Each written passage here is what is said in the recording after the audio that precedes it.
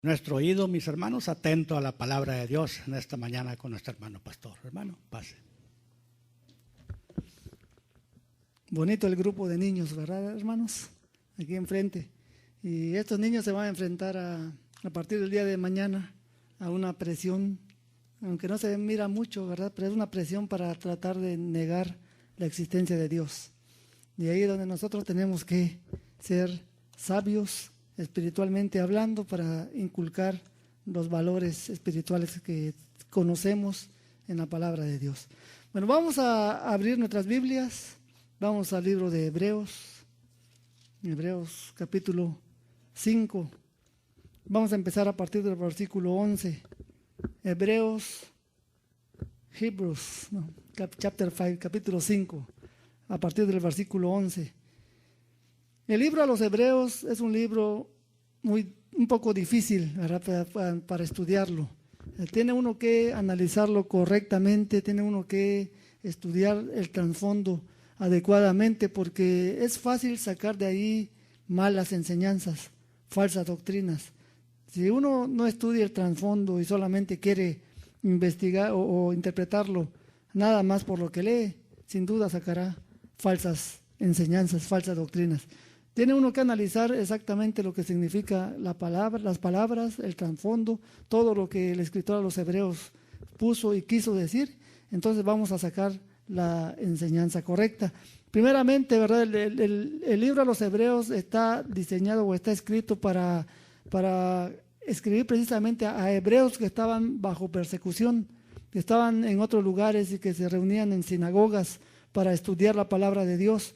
Y dentro de toda esa persecución, pues había, ya sabe usted que siempre hay creyentes verdaderos y hay creyentes falsos que nada más se reunían ahí porque les gustaba la comunión o les gustaba el ambiente que había entre los hermanos. Ahora, estas personas que se reunían así, que no eran creyentes, pero les gustaba el ambiente que había ahí, pues no tenían mucho interés en conocer las doctrinas bíblicas. No tenían mucho interés en conocer las enseñanzas bíblicas, solamente iban por lo social. Ya hemos visto nosotros que una de las deformaciones del evangelio es haberlo convertido solamente en un evangelio social para formar un ambiente. Eso no es correcto ni ayuda a nadie a llegar a la vida cristiana normal o correcta. Solamente va uno por la fiesta, por el ambiente, porque se siente bonito. Ahora, cuando hay un grupo de creyentes y hay un ambiente de limpieza moral, podemos decir nosotros, pero ya no se siente bonito, pues ahí voy. Pero eso no es la vida cristiana. La vida cristiana es mucho más que eso, ¿verdad? Entonces, estos creyentes que realmente creían en el Señor, pues estaban conviviendo con estas personas y pues estaban siendo arrastrados por su falta de interés en el estudio de la Escritura. Ya no les interesaba mucho el conocer las doctrinas acerca de Jesucristo, especialmente sobre Jesucristo. Y es aquí por eso que el escritor a los Hebreos tiene que escribir este libro enfatizando la supremacía del Señor Jesucristo.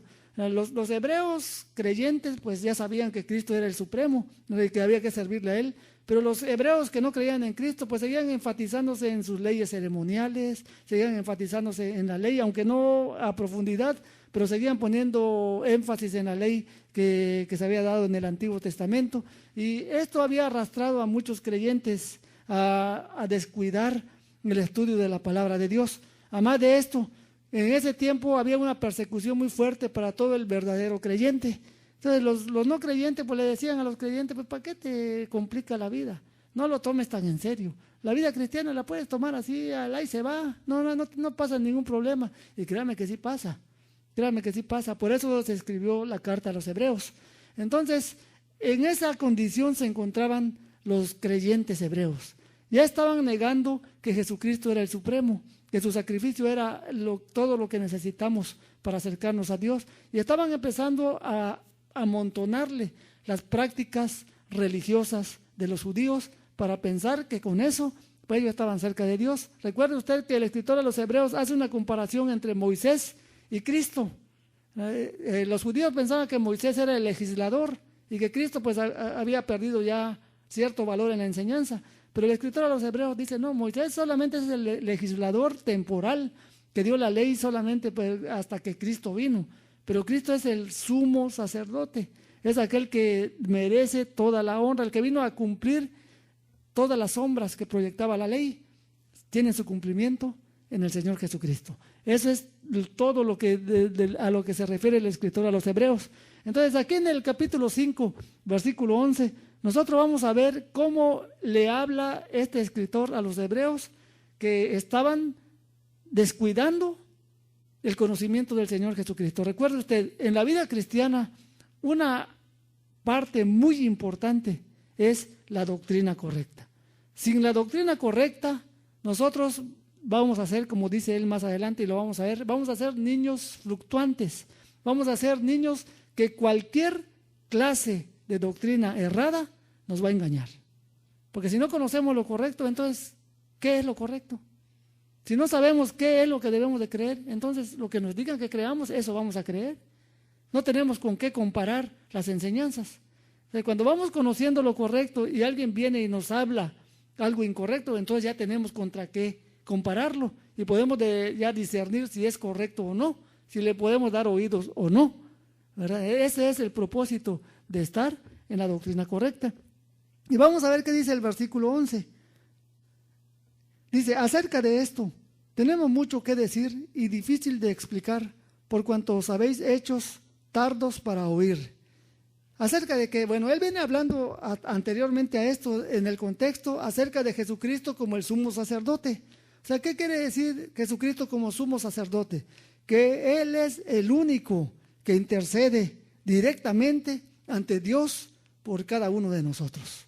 No hay nadie más, no hay ritos, no hay observancias de días de reposo o de día de luna nueva como antes se observaban los judíos, no hay ciertas prácticas ceremoniales que yo tenga que hacer que me acerquen más a Dios, no hay, porque nada me puede acercar a Dios si no es la obra del Señor Jesucristo.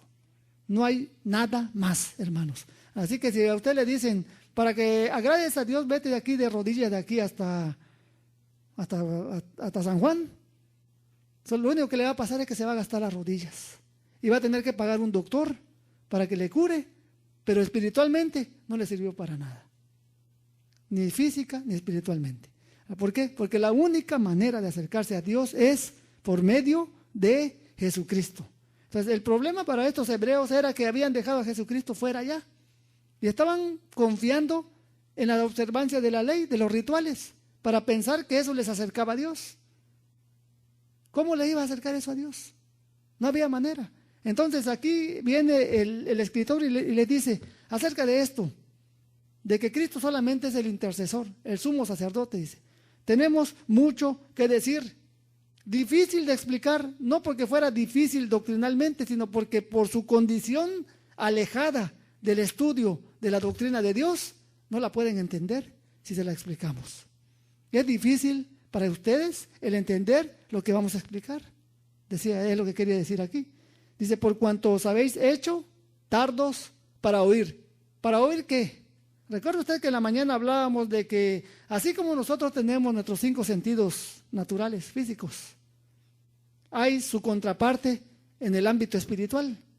También tenemos sentidos espirituales que se tienen que desarrollar y que se van a ir desarrollando a medida que nos vamos acercando a Dios y conociendo su palabra.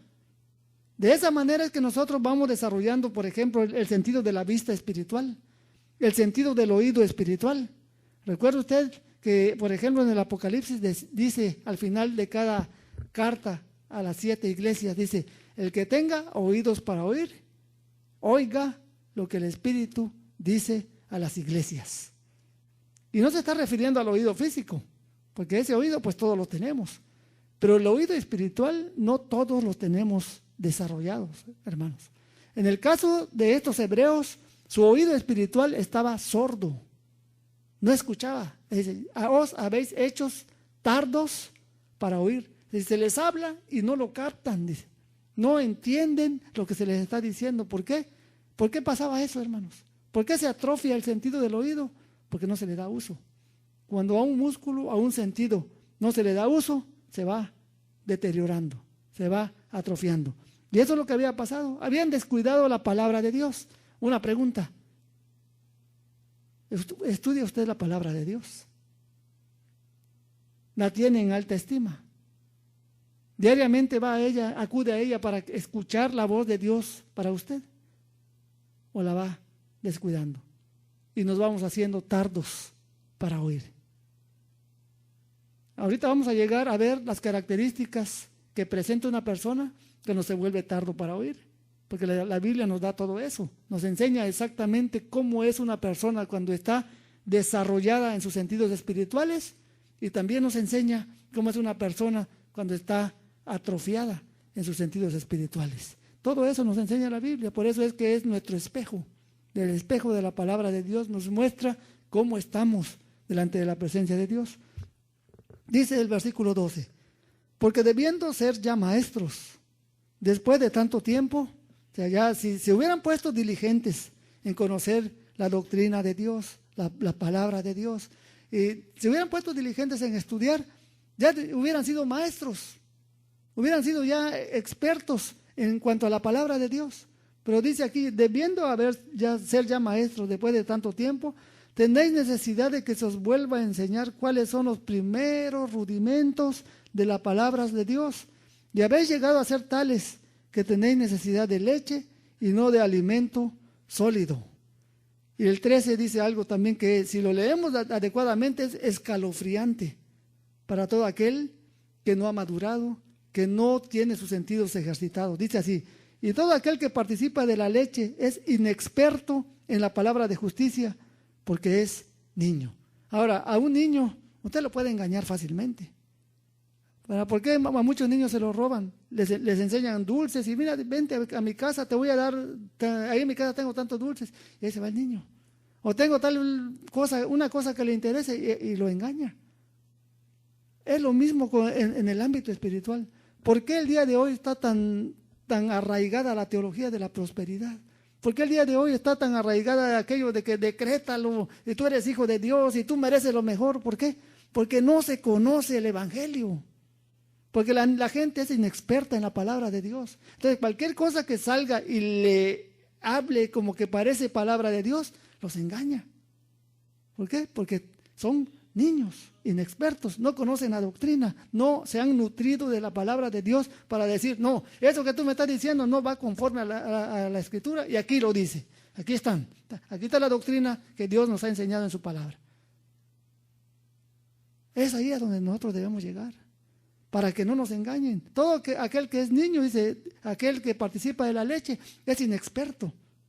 No conoce la palabra, no sabe cómo manejarla. Y cuando viene un engaño, pues se deja engañar. ¿Por qué? Porque no conoce la doctrina.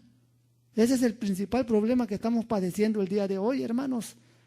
El desecho de la palabra de Dios. La palabra de Dios ya quedó como algo obsoleto, ya no es algo esencial como debe de ser y como fue desde el principio. Por ejemplo, usted se acuerda de la iglesia allá en Jerusalén, la primera iglesia, allá en el libro de Hechos. Cómo todos los días se juntaban, ¿para qué? Para recibir la enseñanza apostólica, para estar en la palabra. ¿Por qué? Porque querían nutrirse y volverse expertos en la palabra para que nadie los engañara.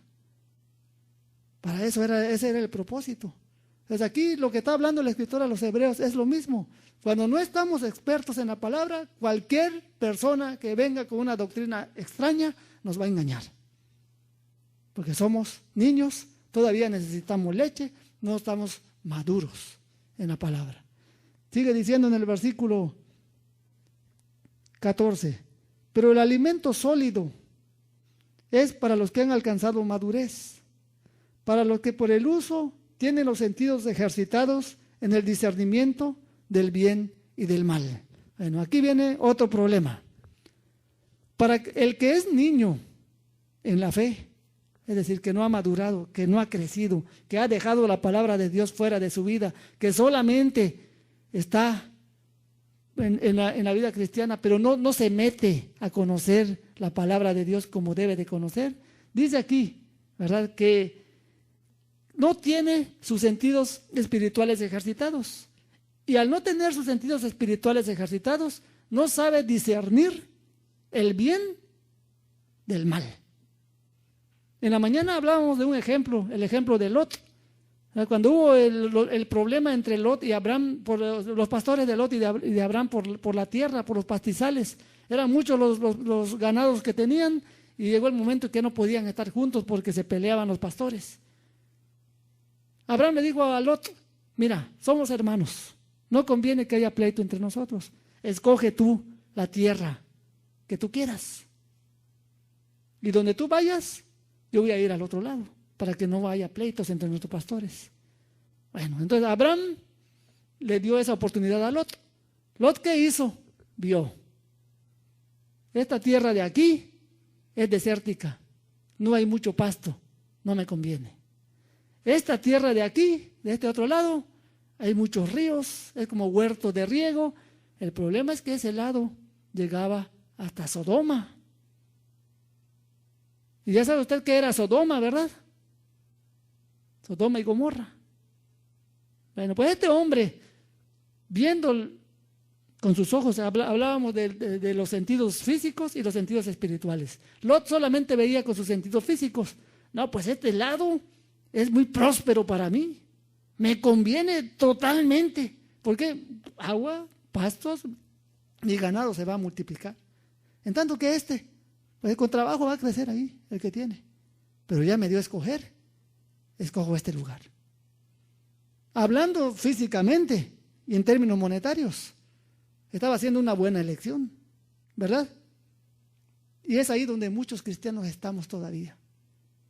Estamos viendo con los ojos físicos, no analizamos espiritualmente, no sabemos discernir espiritualmente. ¿Qué le faltó a Lot? Le faltó analizar espiritualmente qué es Sodoma. ¿Cómo viven en Sodoma? ¿Me conviene prosperar económicamente aun cuando moralmente y espiritualmente mi familia perezca? Muchos dicen sí, yo quiero vivir la vida aquí en esta tierra y voy a hacer, aunque me pase eso, pero yo me voy para allá. Pero Lot ni siquiera llegó a analizar eso. No, aquí solamente voy a prosperar. Aquí me va a ir muy bien económicamente. Y como en la iglesia se ha metido la falsa idea, así se los digo, hermanos, de que el que más dinero tiene porque Dios lo está bendiciendo. Es falsísimo eso. Pues Lot pensó, no, pues aquí está la bendición de Dios. Aquí está la bendición de Dios. Ya sabe usted la historia. ¿Qué le pasó a su esposa? ¿Qué le pasó a sus hijas? ¿Qué le pasó a él? Supuestamente, haciendo una recapitulación de lo que estudiamos en la escuela dominical para los que no vinieron. Cuando Lot se asienta en Sodoma, su esposa, sus hijas se envuelven en un ambiente de desenfreno sexual. Y ese es un ambiente como el que estamos viviendo el día de hoy, ¿verdad? Sexo libre, hazlo, si te gusta, hazlo. Es lo que dice el mundo. Un ambiente sexual, pero deteriorado totalmente. Así vivía Sodoma. Y llega a Lot allá, su esposa se corrompe, sus hijas se corrompen. ¿Se acuerdan cuando llegan los ángeles? Dicen ahí, mire, querían agarrar los varones de Sodoma, los ángeles, para violarlos. Esa es la palabra, lo querían violar. Y le dice Lot a la gente, no, mire, le doy a mis 2 hijas vírgenes, en Sodoma. Pobre Lot, le jugaban sus hijas el oído. Esas hijas estaban más experimentadas sexualmente que él. Y se demuestra cuando salen y ellas mismas emborrachan a su papá para tener relaciones sexuales con su propio papá, para tener descendientes. Pero ese fue el resultado de la elección de Lot, de solamente ver con los ojos materiales y no discernir espiritualmente, porque no tenía los sentidos ejercitados. Y muchos creyentes, así estamos. No estamos ejercitados en el conocimiento de la palabra de Dios para discernir el bien y el mal. Y todavía discernimos y queremos hacer nuestras decisiones solamente en lo terrenal. Qué terrible. A final de cuentas, pagaremos las consecuencias. Pero eso es lo que Dios quiere evitar. Y por eso escribe esto este hombre, inspirado por Dios, para decir, ya debiendo ser maestros, ya conociendo, ya deben tener los sentidos ejercitados para poder pensar espiritualmente y tomar decisiones espirituales y no terrenales. porque lo terrenal siempre traerá desastre a nuestra vida. Apréndalo bien, hermano. Si usted se considera maduro el día de hoy, debe ser experto en la palabra de Dios. Debe ser conocedor de las doctrinas de Dios. Si no es conocedor, no es maduro. Necesita madurar. Necesita que la palabra de Dios le haga madurar, le haga conocer bien y le haga ejercitar sus sentidos espirituales en el discernimiento del bien y del mal. Una de las pruebas de la falta de madurez, le decía yo, es que la Biblia la tenemos empolvada. No la abrimos más que los días de culto. Y eso es una tragedia, porque eso nos hace inexpertos y nos va haciendo retroceder en la vida espiritual. Otra de las pruebas de madurez es que los días de culto, que son poquitos, no venimos. ¿Por qué? Porque no sentimos solamente, ¿para qué voy a perder mi tiempo? Estamos así pensando con nuestro sentido terrenal. Pero cuando analizamos en el sentido espiritual, que dice la Escritura, no se dejen de congregar, anímense al amor y a las buenas obras. Eso es madurez, va uno creciendo poco a poco, ¿verdad? ¿Por qué? Porque no vengo a agradar en el sentido de vengo para que yo agrade, vengo a buscar la presencia de Dios, a crecer en su conocimiento. Y entonces así voy madurando y nos va dando así, ya a medida que nosotros vamos poniendo en práctica la palabra de Dios, vamos ejercitando nuestros sentidos espirituales. Esa es la única manera, no hay otra manera de crecer en la madurez y en el ejercicio de nuestros sentidos espirituales. Dice, sigamos en el 6, ya diciendo así: por tanto, dejando ya los rudimentos de la doctrina de Cristo. ¿Cuáles son los rudimentos de la doctrina de Cristo? Lo que todos conocemos normalmente. Cristo murió por nuestros pecados, resucitó para darnos vida eterna. Esos son los rudimentos. Esa es la verdad esencial que todo cristiano conoce, pero eso no es la única verdad, ese es el principio nada más, hermanos. Luego viene una serie de conocimientos y de conocimientos que van a ir afinando nuestros sentidos espirituales, nuestra manera de hacer decisiones en esta tierra, que nos van a permitir, óigalo bien, hacer tesoros en el reino de los cielos. Esa es lo que Dios busca. Por eso yo siempre digo que Dios es misericordioso y bueno para con nosotros. Nos salva por medio de Jesucristo de la condenación eterna. Luego nos afina al que quiere ser afinado. Nos afina de nuestros sentidos espirituales y luego que nosotros empezamos a obedecerlo porque ya estamos afinados, ya sabemos discernir entre el bien y el mal, nos galardona, nos premia, nos recompensa. Pero necesitamos estar en el conocimiento de Dios. Otra vez le vuelvo a decir, créame que el diablo ha tenido un éxito terrible en poner tanta diversión, tanto entretenimiento, tanta ocupación en el ser humano, de manera que deje la palabra de Dios. Ha tenido un gran éxito, pero fenomenal, Satanás. Dejando la palabra de Dios, dice, puro niño, a eso les juego el dedo. A todos los niños les juego el dedo, dice. Pongo un falso maestro y con eso es suficiente. Qué terrible, ¿verdad? Así estaban los hebreos estos. Entonces aquí el escritor tiene que decir, vuelvan otra vez. Ya pasen los rudimentos. Ya ejercítense en el conocimiento del Señor para que sus sentidos espirituales vayan creciendo, vayan afinándose de manera que cuando ya ustedes en la vida práctica tengan que tomar decisiones, ya no las tomen solamente basándose en lo terrenal, sino que la tomen basándose en lo que verdaderamente importa, que es lo celestial. Recuerda el canto que acabamos de cantar. Mas buscad primeramente el reino de Dios y su justicia. Eso significa. Buscar el reino de Dios y su justicia es llegar a la madurez, de manera que sepamos discernir entre el bien y el mal. Eso es lo que significa, hermanos, sencillamente. Sigue diciendo aquí, dejando ya los rudimentos de la doctrina de Cristo, vamos adelante a la perfección. Y aquí la palabra perfección no quiere decir incapaz de pecar, quiere decir a la madurez en la vida cristiana. Ahora, ¿quién es maduro?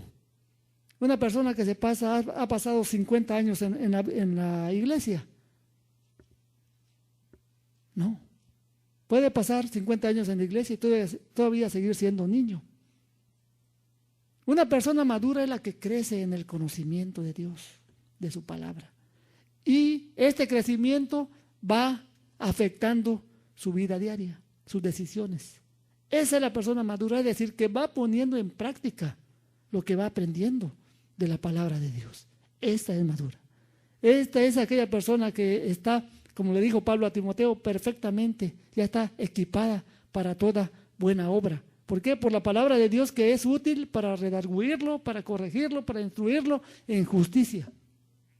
Entonces este ya maduró, porque ya conoce las doctrinas, ya conoce la enseñanza de la Escritura. Ya cuando viene alguna situación difícil a su vida, ya puede tomar decisiones de acuerdo a las cuestiones espirituales y Dios lo bendice.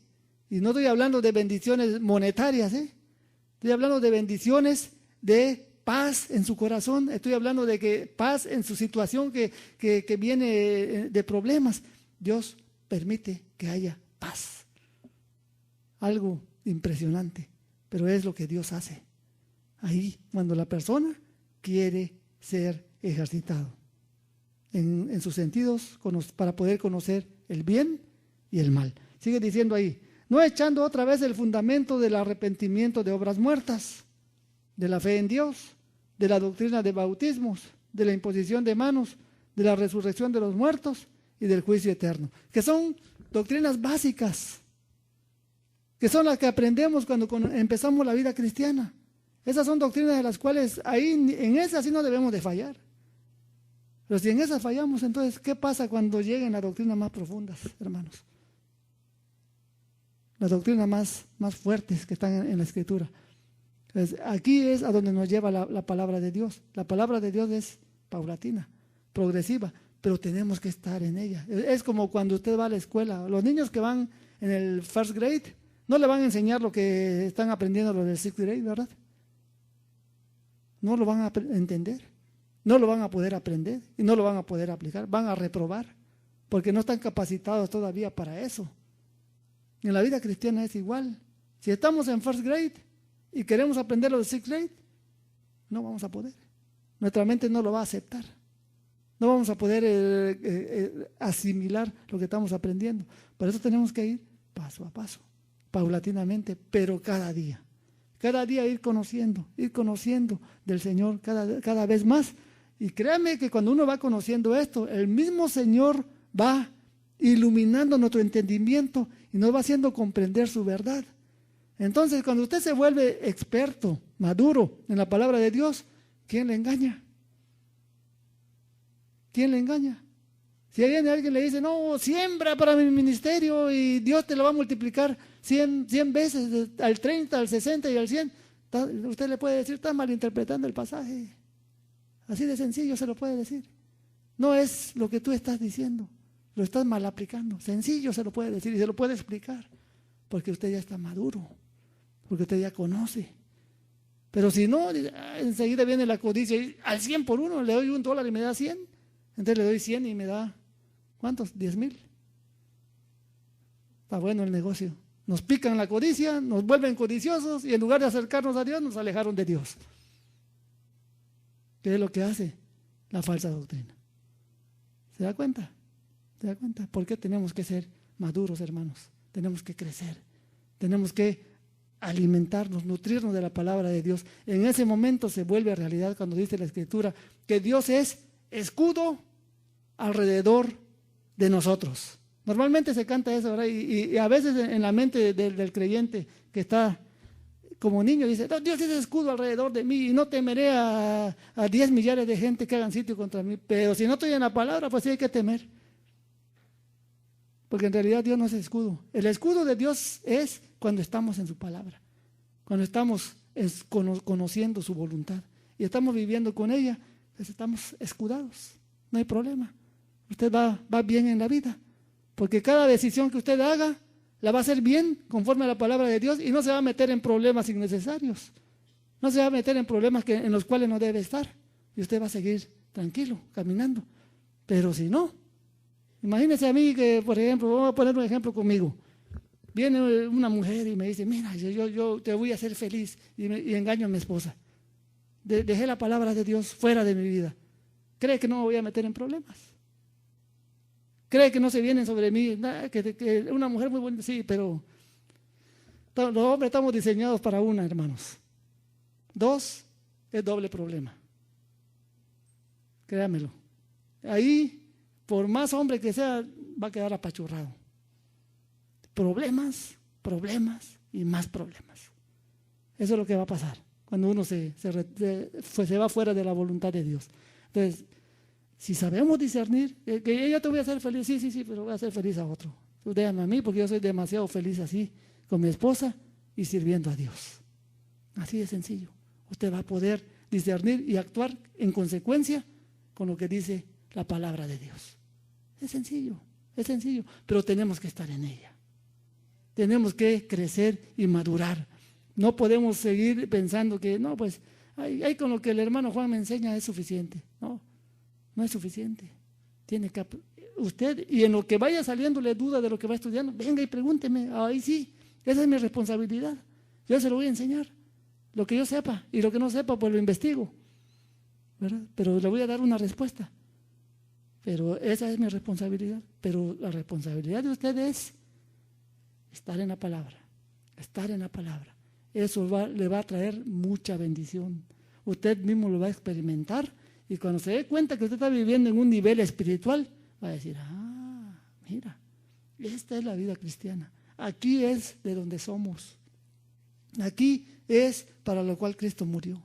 Y aquí este es el camino que nos está llevando a la vida eterna. Pero no podemos quedarnos como niños. Ustedes conocen las características de los niños, ¿verdad? Ya para terminar. Si usted pasa por un kindergarten, va a ver que hay muchos niños. Empiezan a jugar con los juguetes que les dan allá.